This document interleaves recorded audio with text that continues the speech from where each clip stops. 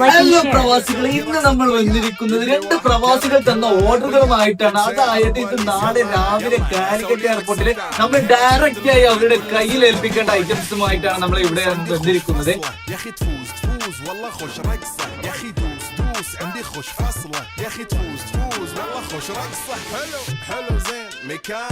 അപ്പൊ ഇതുപോലെ നിങ്ങൾക്ക് ആർക്കെങ്കിലും ഓർഡർ ചെയ്യാൻ താല്പര്യമുണ്ടെങ്കിൽ നമ്മുടെ നമ്പർ താഴെ കൊടുത്തിട്ടുണ്ട്.